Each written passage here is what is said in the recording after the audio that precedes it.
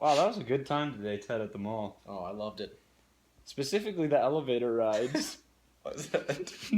Well, what really intrigued me was I feel like when we were going upwards in the Yeah. elevator, that I felt like I weighed more. And when we were going downwards, I felt like I weighed less. Yeah, like right when it started to go up, I felt really heavy. Yeah, me too. Huh. I wonder if there's a way where we could calculate that. Well, Johnny, I think we should do an experiment. I agree. All right. Well, I'm thinking that one way that we could do this experiment is see how much you weigh at rest, Okay. and then weigh you as the elevator is going up and as the elevator is going down. That sounds like a good idea. And then using those weights, we can plug them into a formula to figure out the acceleration of the elevator. Sounds good to me. What do you think our hypothesis will be? Well, I bet that on the way up, you will weigh more because it's moving up. That is what it felt like. And then on the way down, you'll weigh a little bit less. I agree. We are now going to see how much Johnny weighs at rest. Johnny, hop on that scale. All right. How much do you weigh, Johnny? Well, it looks like 163, Ted. Sweet. Well, let's get in this elevator and take this measurement. All right. You stand on the scale Will do. and hold on. Should we go up or down to start? Concerned boys. Go up. All right. Let's see how much you weigh. Let's go with that one. Well, right now I weigh 191 pounds. Oh, sweet. All right. Now let's see how much you weigh when we're going down. Sounds good. And it looks like about 153 pounds. Beautiful.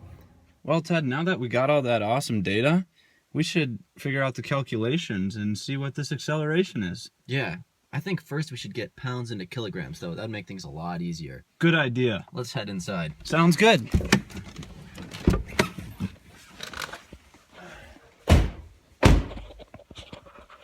Yeah, close the garage. Okay. You can't.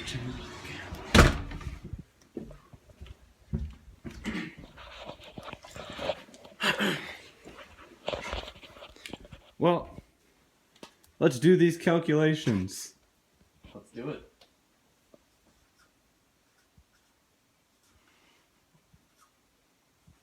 Oh, yeah. I think we found 1 pound is 0.454 kilograms. Is that right? Yeah. Okay. So if you plug that into there. So, I figured out that if Johnny weighs 163 pounds, we just have to multiply that by 0.454 because that's how many kilograms are in a pound, and then we get about 75 kilograms. Same for while he was going up in the elevator. When we measured it, we got 191 pounds.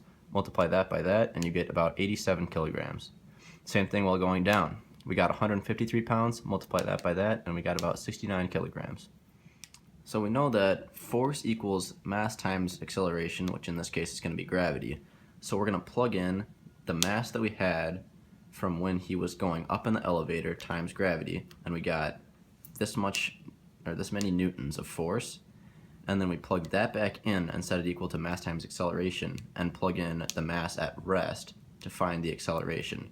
And then to find the difference between that and gravity, you just subtract 9.8 from 11.37, and we get an acceleration of 1.57. So that's the acceleration of the elevator as it's going upward.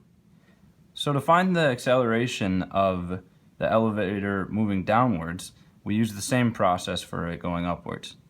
You start with force equals mass times gravity. We plug in the mass of me while I was moving downwards in the elevator, 69 kilograms, times 9.8, and we got 676.2 newtons. We then plugged that into the equation times mass times acceleration, which we ended up getting an acceleration of 9.016, which we then subtracted 9.8 from to get a negative acceleration of 0.784 meters per second squared.